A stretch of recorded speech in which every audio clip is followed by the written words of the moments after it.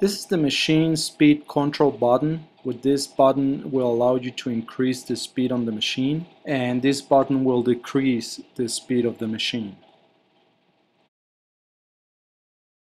When the main window is on screen, the arrow keys will help us to move the frame to any position that we want.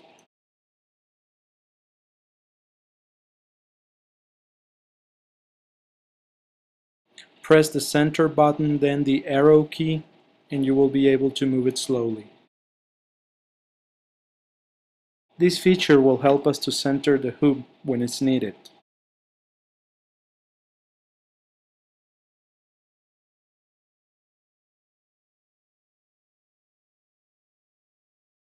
In order to move the sewing head from one needle to another, simply press the numbers on your keypad. For example, if you want to go to needle 15, press 10 plus, then the number 5, and the sewing head will move to needle number 15. The embroidery mode, it's a safety feature on this machine, and the machine won't run if it's off. To know when this feature is off, you will notice a red box located at the bottom left of the screen. In order to turn it on, press the yellow key on your keypad. A message will display, and then press enter. The embroidery mode will turn on.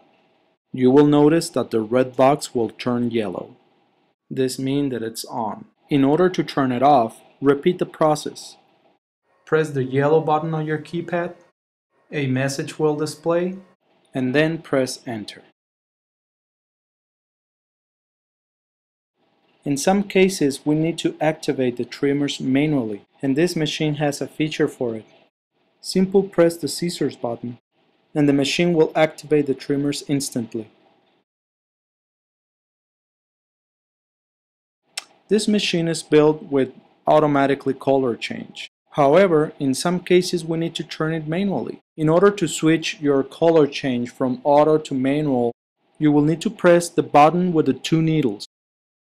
You will notice that the second box, located at the bottom left of the screen, it will turn blue. The machine will stop every color change. The sewing head will move to the next color programmed. In order to continue, you will need to press the green button. In order to go completely manual, you will need to press the button with the 2 needles. The box will turn from blue to red.